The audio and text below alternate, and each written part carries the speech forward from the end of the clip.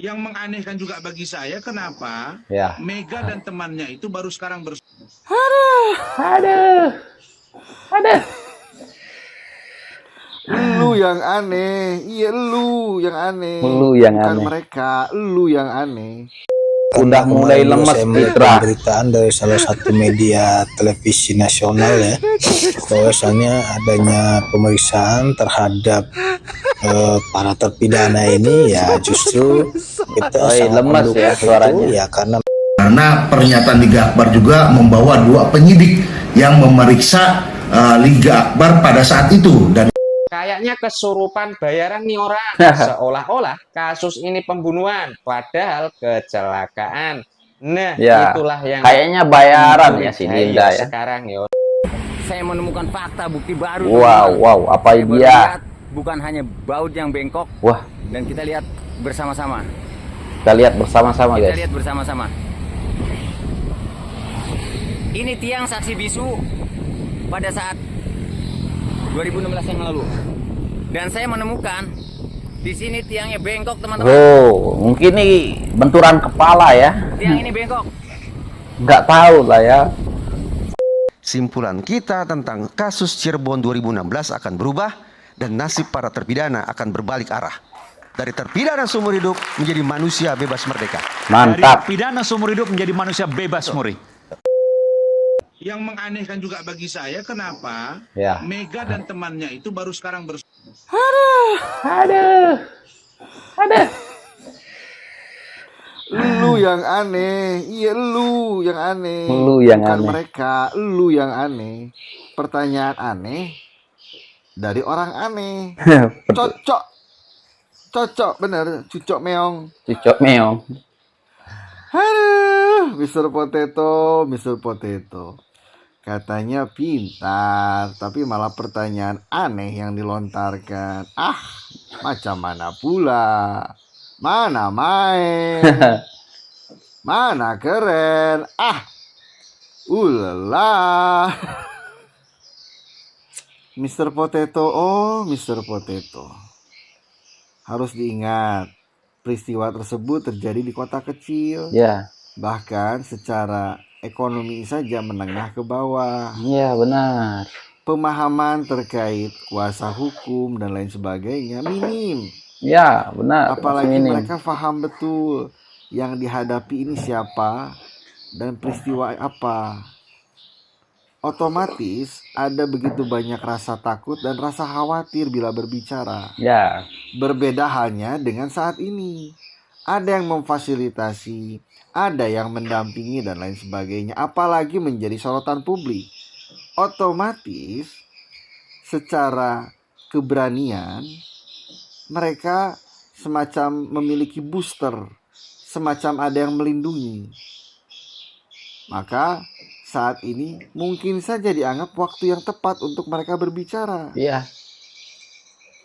Please deh, masa hal seperti itu aja tidak difahami oleh Mr. Potato? Iya. Katanya pintar, tapi kok kayak ngono. Yang ngeles lah ya. Ulala. Mencari kebenaran. Bila sudah terjepit, apapun dilontarkan. Iya. Bila sudah terhimpit, apapun dipertanyakan. Untuk mencari sebuah alasan, untuk mencari sebuah pembenaran. Ya, mencari pembenaran sendiri. Terbentur kanan kiri atas bawah, bukan? Ya, terbentur dengan kenyataan dan fakta. Ayo. Kayaknya menyesal ya pernah ngotot. Iya iyalah, masa iya dong. Aduh, Mr. Potato. Oh, Mr. Potato, lu yang aneh. ya Udah karena mulai kemarin lemes saya melihat Fitra. pemberitaan dari salah satu media televisi nasional ya, bahwasannya adanya pemeriksaan terhadap para terpidana ini ya justru kita sangat lemes mendukung ya itu suaranya. ya karena memang itu adalah suatu keterbukaan yang dilakukan oleh Polri dalam hal transparansi pemeriksaan maupun penyidikan seperti itu. Lalu bang, kabarnya ini udah Kenapa nih tiba-tiba lemes si Fitra ya? Mungkin Biasanya abang melihatnya seperti apa? bersuara lantang ya. Sekarang lemes. Kalau memang ranah penyidikan itu biasanya itu sifatnya itu pro justitia, dan pro justitia itu ya siapapun nggak bisa intervensi itu dan tidak boleh ganggu itu gitu. Nah, itu adalah perkara yang besar. Sedangkan perkara yang fitnah ini atau hoax ini ya bagi kami ini sebagai bumbu saja. Ini semua akan terungkaplah apabila penyidik yang sekarang yang menangani perkara ini secara objektif, transparan dan profesional. Karena pernyataan Liga Akbar juga membawa 2 penyidik yang memeriksa Liga Akbar pada saat itu, dan ini harus diperiksa juga. Ya, penyidiknya itu saya sebutkan karena selama ini belum Ada 2 nama penyidik ya. muncul di media manapun, yaitu penyidik yang pertama yaitu Agus Mulyadi dan Indra Tirta Purnama. Nah, inilah yang memeriksa Liga Akbar pada saat di Polres Cirebon Kota. Pengetahuan setelah kami mencari informasi bahwa penyidik ini adalah penyidik Polda. Kayaknya kesurupan bayaran nih orang. Seolah-olah kasus ini pembunuhan, padahal kecelakaan. Nah, Ya, itulah yang kayaknya bayaran ya si Linda ya. sekarang setelah berjalannya waktu sampai detik ini dan ditambah lagi banyak saksi-saksi yang ditemukan oleh Kang Deddy Mulyadi tindakan pembunuhan itu semakin kecil sekali dan minim tapi semakin besar mengarah ke kecelakaan waktu dicurigai itu si Linda. Iya. Nah, Linda. Ini kayaknya kesurupannya dibayar.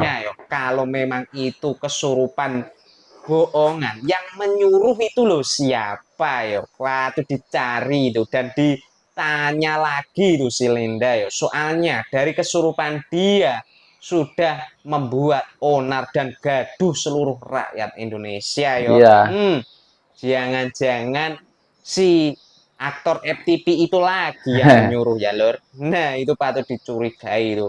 Dari si Linda inilah ada anak manusia yang ditahan, yang nggak tahu apa-apa di balik kejadian ini dan ngawur loh. Duta kesurupan ini saiki piye lur kabare Apakah masih diikuti arwahnya si Vina? Apakah masih kesurupan lagi? Jangan nangel. Duta kesurupan, apa kabarmu sekarang? Iki akun Mas Jabang Bayi yang kedua ya lur. Tolong dibantu follow juga Ini akunku buat untuk membalas komentar-komentar dari sahabat-sahabat kalian, sedulur-sedulurku kabeh terima kasih Mas Putu Wijaya itu.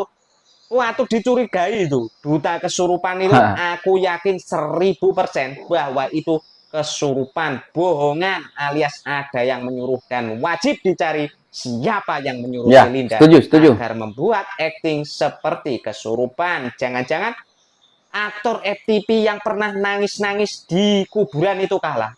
Lur, tolong tulis di kolom komentar apakah dugaanku dengan kalian itu sama? Sama. Kan sebelum turunan itu Nah, ini bukti baru ya. 4-5 meter.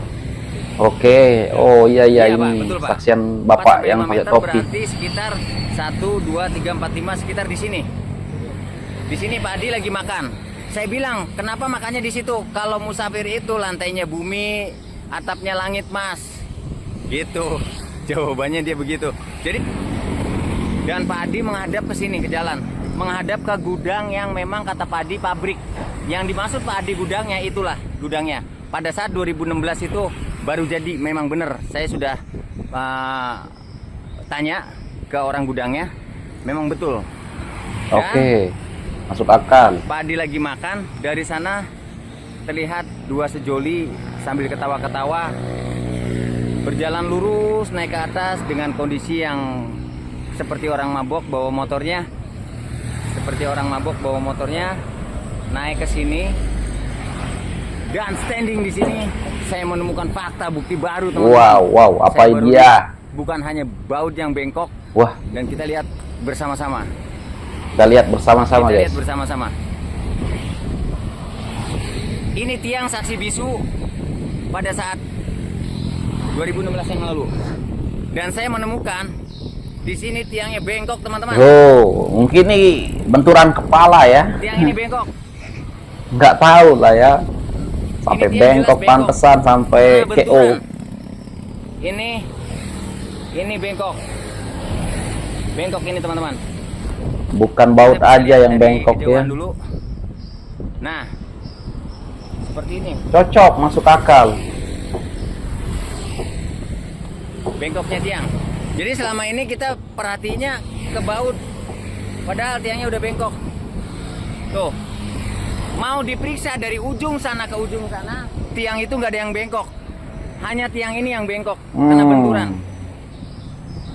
Kejadiannya di sini, Pak Adi ada di sana, dan Pak Ismail dari sana arah ke bawah. Oh, Gitu, Pak Ismail dari sana arah ke bawah sama Purnomo anaknya ikut menyaksikan juga. cocok. Dan kalau menurut saya ini fix. Lalu itulah gudang yang dimaksud Pak Adi.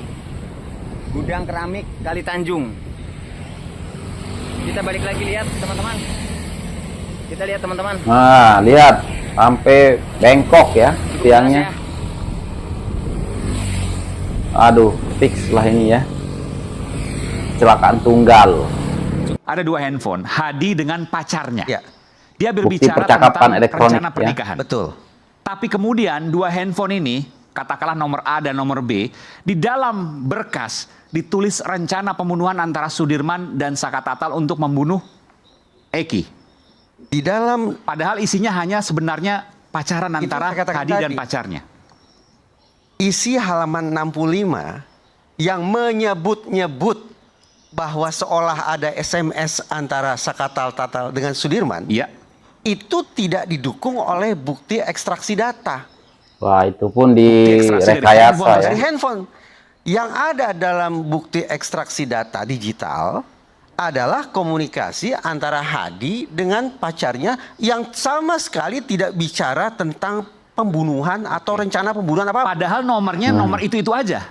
Jadi kita pantas bertanya. Betul ya, nomornya nomor itu aja ya, dua itu aja. Ya, di bukti ekstraksi data nomornya Tidak ada nomor lain, hanya dua nomor handphone itu tidak aja. ada bukti, tidak ada nomor-nomor Sudirman dan Saka Tatal, apalagi Oke, atau baik, siapapun baik. yang memperbincangkan tentang Jadi rencana kalau pembunuhan, tidak dibuka, ada. Anda meyakini betul itu isinya adalah rencana pernikahan Iya, antara Hadi iya. dan pacarnya. Sehingga saya- bukan rencana pembunuhan seperti yang ada dalam berkas. bukan. Lalu Sehingga- kenapa Tegas. ditulis seperti itu dan apa tujuannya? Apa kecurigaan Anda? Berarti kuat dugaan saya isi halaman 65 tentang konon SMS antara Sudirman dan Saka Tatal adalah informasi rekaan belaka yang diperoleh barangkali dengan cara-cara intimidasi kah itu, iming-iming kah itu, deception atau tipu muslihat kah itu. Intinya isi halaman 65 adalah mengandalkan pada keterangan. Dan itu semua dijadikan bahan pertimbangan putusan hakim. Tepat. Sayang beribu sayang, isi halaman 65 tentang konon SMS tersebut itulah yang dijadikan pertimbangan oleh hakim untuk memutus benar adanya sudah terjadi pembunuhan berencana.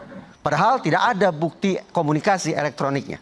Ini kalau benar fatal sekali. Nanti saya tanyakan kepada Pak Rianto. Fatal. Karena emang. itu saya katakan, tidak semata-mata handphone Hadi dan pacarnya yang semestinya diekstrak oleh Polda Jabar.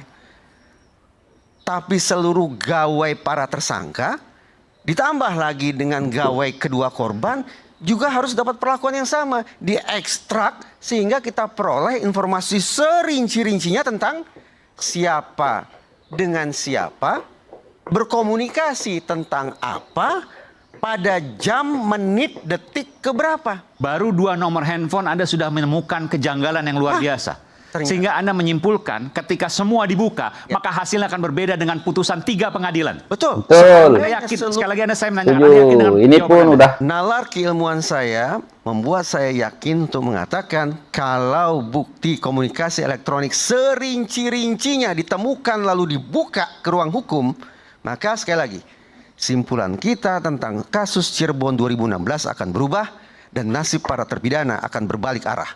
Dari terpidana seumur hidup menjadi manusia bebas merdeka. Dari mantap. terpidana seumur hidup menjadi manusia bebas, Muri. Anda sebagai psikolog forensik meyakini itu? Saya meyakini itu dengan nalar keilmuan saya. Sesungguhnya kita baru bicara sebatas tentang bukti komunikasi elektronik para tersangka. Kita belum bicara bukti komunikasi elektronik kedua korban. Ya. Yaitu almarhumah Vina dan almarhum Eki. Perlu saya sampai ke sana? Silakan. Nah, gini. Pada awal bulan Juni, sekitar awal bulan Juni, saya bersama diskursus.net melakukan bincang-bincang dengan kakak almarhumah Vina. Namanya Mardiana, kurang lebih namanya itu. Kakak dari almarhumah Vina.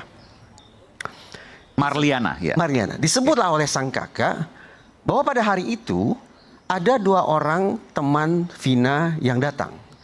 1 gemuk, 1 kurus. Ya. Mega dan Kami di Widi. diskursus berpikir, boleh jadi mereka inilah yang mengetahui jam-jam terakhir, bahkan mungkin menit-menit terakhir terkait dengan meninggalnya almarhumah. 2 orang itu. Ya, Mega dan Widi ya. Lalu diskursus melakukan penelusuran di Cirebon, bolak-balik ke sana kemari, akhirnya bertemu dengan 2 nama, yaitu Widi dan Mega. Mega. Betapa terperanjatnya kami ketika kami berbincang dengan Widi dan Mega, mereka mengatakan bahwa selepas jam 22 masih ada komunikasi antara Vina, Widi, dan Mega. Satu yang mereka ingat, dalam komunikasi di menit-menit kritis itu, katakanlah demikian, Widi menggambarkan Vina dalam kondisi bersuka cita. Ya, jam 22.05. Saya Sekitar itu, sekitar itu. Ya. Bersuka cita. Tidak tampak indikasi apakah Vina dalam kondisi takut, terteror, dikejar-kejar orang, mencari pertolongan, membutuhkan bantuan. Tidak ada indikasi ke sana. Tapi suasana hatinya riang gembira. Tambah lagi, tidak ada komunikasi yang mengindikasikan bahwa pada saat itu mereka dalam kondisi atau situasi mara bahaya yang perlu direspon selekas-lekasnya. Apa yang Anda mau sampaikan di situ? Satu, apakah benar selepas jam 22 sampai kemudian Suroto mengaku menemukan jasad kedua korban, dalam kurun waktu sekian menit itu saja, masuk akalkah? Kalau kita bayangkan sudah terjadi penganiayaan, perkosaan massal, pembunuhan secara berkelompok, dan memindah-mindahkan jasad ke sekian titik dalam waktu hanya sekian menit. Sekali lagi, sejak komunikasi terakhir antara Vina, Widi, dan Mega, 22.05. hingga ditemukannya jasad kedua korban 22.15. oleh Suroto. Iya. Jadi dalam waktu kurang lebih 10 menit. 10 menit. Tapi kan artinya begini, ini bisa saja ada salah satu yang bohong. Tidak tahu. Tepat. Tepat. Saya ingin konsekuen Ya. yang saya katakan. Suroto Bisa yang saja bohong. keterangan yang disampaikan oleh Widi, Mega, dan Suroto itu informasi yang tidak valid. Saya konsekuen ya, mengatakan sejak awal bahwa saya orang yang skeptis terhadap keterangan. Oke. Karena itu, untuk menakar apakah informasi atau tepatnya ingatan Widi, Mega, dan Suroto itu valid atau tidak, bukalah komunikasi elektronik kedua korban. Kalau Sudah dibuka, pegawai ya. Eki terlebih Vina dibuka, akan tampak sungguh-sungguh pada menit keberapa sesungguhnya komunikasi itu terakhir kali dilakukan oleh Vina dengan kedua orang Dan temannya. itu bukan hal sulit. Dan tidak hal sulit. Nah, sudah dibuka ya. 2016. 2016 saja sudah berhasil dibuka, apalagi sekarang. Perkiraan saya, Walaupun setelah 8 tahun masih bisa dilihat. perkiraan saya ya, ini perkiraan. Pada tahun 2016, Polda Jabar barangkali sudah punya data serinci-rincinya tentang komunikasi antara siapa dengan siapa, tentang apa, Nah, aku juga jam, begitu ya. detik keberapa. Termasuk saya tahu juga cek lokasi. Ya, perkiraan saya sudah ada. Ya. Tapi kenapa tidak kunjung dihadirkan di ruang hukum? Kenapa? Saya tidak tahu jawabannya. Tetapi, jadi saya tidak dalam posisi menyimpulkan ya. Ini mengacu pada sebuah referensi bacaan yang saya punya. Yang tentu saja bisa saja diuji gitu ya. Teringat oleh saya bahwa di sejumlah negara, organisasi kepolisian mereka dengan inisiatif sendiri membentuk apa yang disebut sebagai Conviction Integrity Unit. Conviction Integrity Unit ini dibentuk untuk melakukan eksaminasi Pemeriksaan, oke. Pemeriksaan sejak awal terkait kita telah keliru dalam memproses hukum ini pada aspek yang mana. Ini inisiatif sekali lagi dari organisasi kepolisian ya, tidak didesak oleh masyarakat, tapi organisasi kepolisian melakukan itu. Nah, uniknya Mas Aiman, setelah sekian lama bekerja, lalu dilakukan studi, ditemukan dua simpulan. Bahwa kesalahan otoritas penegakan hukum dalam mempidana orang terutama sekali disebabkan oleh dua hal. Pertama, kesengajaan penyidik untuk menutup-nutupi bukti yang bisa meringankan terdakwa. Ya. Ini teori Pertanyaan ya? saya, Oke. pertanyaan saya. Bukti komunikasi elektronik yang tidak utuh yang ada dalam berkas, apakah juga merupakan potret serupa? Bahwa penyidik pada tahun 2016 juga menutup-nutupi bukti yang sekiranya dibuka akan bisa meringankan terdakwa? Tanda tanya. Faktor kedua yang menyebabkan terjadi kekeliruan dalam memidana orang adalah ketika proses pengungkapan kasus terlalu mengandalkan pada keterangan, baik keterangan saksi maupun keterangan tersangka. Tanpa didukung. Lagi-lagi terpikir oleh saya, kenapa potret serupa seakan juga muncul dalam berkas kasus Cirebon 2016? Yang di rakyat bersuara ini pula sejak awal saya katakan, saya mengendus kesan kuat, aroma yang kurang sedap, bahwa kasus Cirebon 2016 adalah potret penegakan hukum, potret pengungkapan kasus yang terlalu mengandalkan pada. Wow, baik. Hai, assalamualaikum warahmatullahi wabarakatuh, guys. Nah, menurut aku juga ya, sekarang ini ya kan, HP Vina sudah dibuka dan terbukti kalau ada percakapan ataupun SMS antara Widi dan Vina di antara jam 22.14 menit. Nah, jadi guys, di sini Suroto, Pasren, ya, Kahfi, Aep, Rudiana, Pitra, Rasman, Elsa, ya, siap-siap lah ya kalian. Dan ada dua juga orang polisi ataupun penyidik ya kan, siap-siap lah ya, siap-siap masuk kerangkeng karena bukti-bukti yang sudah muncul ya, sudah ya bisa dibilang sudah mendekati ini bahwa benar-benar kecelakaan tunggal. Tapi kalau saya pribadi sudah meyakini ya kan, kalau ini kasus Vina ini sebenarnya benar-benar kecelakaan tunggal. Dan kenapa ya, pertanyaan kita, kenapa ya penyidik dulu ya kan tidak membuka HP Vina? Dan kalau dia membuka, ada percakapan Widi ya kan, di situ pastilah Widi dicari ya kan, kamu ngapain, ngomong apa sama Vina kan, apa-apa semuanya pokoknya terbongkar. Kalau penyidiknya dulu di tahun 2016 silam itu jujur, tidak menutup-nutupi. Tetapi ini kan seolah-olah semuanya sudah disetting. Entah siapa yang sudah setting, apakah Rudiana gitu ya kan. Dan satu lagi ini Linda, gara-gara Linda lah ya, kesurupan Linda lah ya, bikin semua orang menjadi, bisa dibilang 8 terpidana ini menjadi ya dihukum seumur hidup sampai sekarang, kecuali Sakatatal. Nah, pertanyaan saya, apakah kesurupan Linda itu sebenarnya dibayar atau tidak? Kemungkinan besar dibayar, guys. Biar seolah-olah, wow, kasus ini benar-benar pembunuhan. Waduh, siap-siaplah. Linda juga ya, Linda juga. Jangan lupa diperiksa. Masukkan kerangkeng juga. Oke, guys. Nah, jadi apa pendapat Anda? Silahkan berkomentar di bawah. Dan aku yakin 100% sudah ya. Kalau fix lah ya, kasus Vina Cirebon ini adalah kasus laka lantas.